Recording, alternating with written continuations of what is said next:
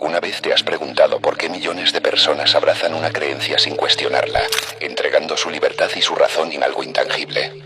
Sigmund Freud, el padre del psicoanálisis, nos dejó una verdad incómoda.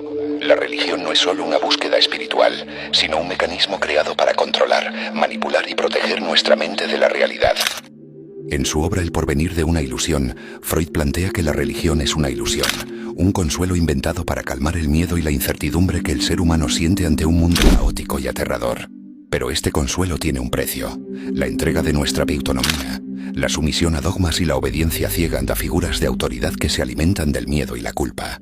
Hoy te invito a mirar más allá del velo de las promesas divinas y a descubrir cómo la religión, desde sus orígenes, ha moldeado no solo nuestras creencias, sino nuestro comportamiento, nuestra moral y, sobre todo, nuestra capacidad de pensar libremente. Imagina por un momento a alguien que nace en un mundo donde la religión no es solo una opción, sino la verdad absoluta que todo lo rige.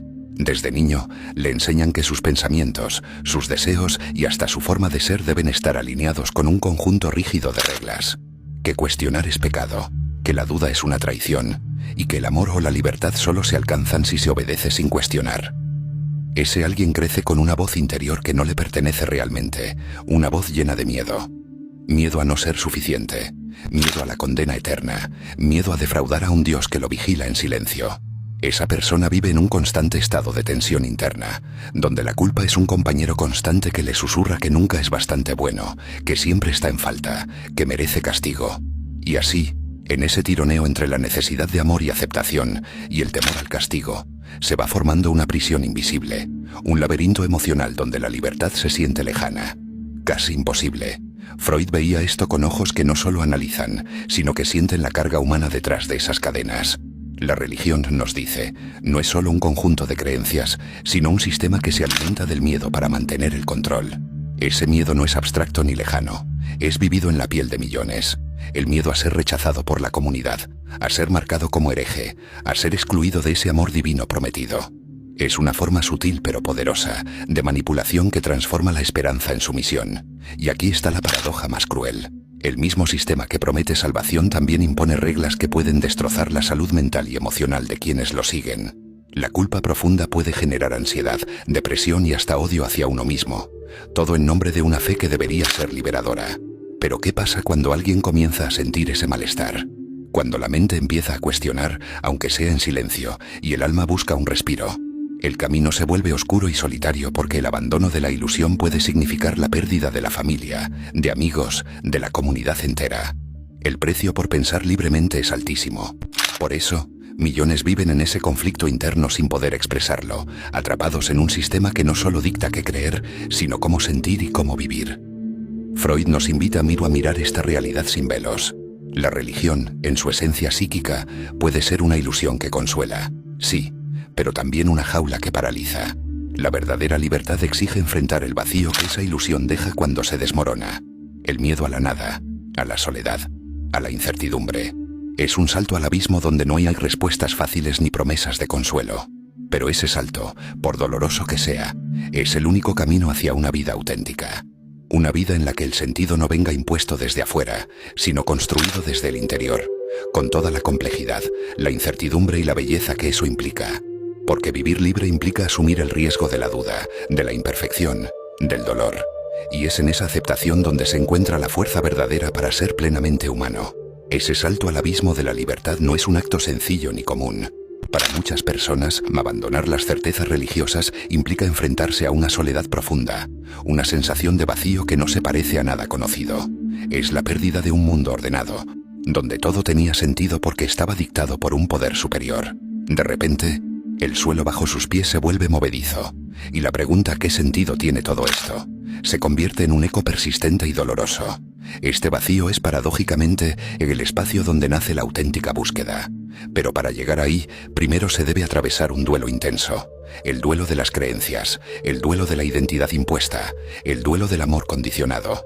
Porque la religión muchas veces no solo impone una visión del mundo, sino que condiciona el amor familiar y social. Romper con ella puede significar ser rechazado, ser señalado, ser considerado un paria.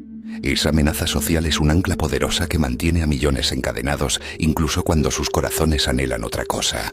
Freud entendió que esta ilusión religiosa funciona como una protección psicológica contra los horrores del mundo real, porque el miedo a la muerte, al sufrimiento, al caos existencial, es algo tan profundo que puede paralizar al ser humano. Por eso inventamos dioses, promesas de vida eterna y códigos morales absolutos. Pero en ese intento por protegernos, también entregamos parte de nuestra autonomía y capacidad de decisión.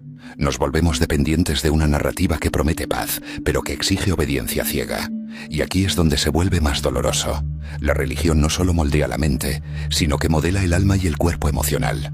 La culpa, ese sentimiento tan arraigado en muchas tradiciones religiosas, actúa como un látigo invisible que castiga cada desviación, cada deseo considerado pecaminoso.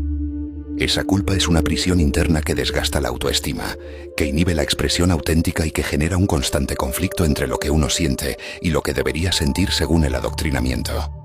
En muchos casos, las personas viven vidas fragmentadas.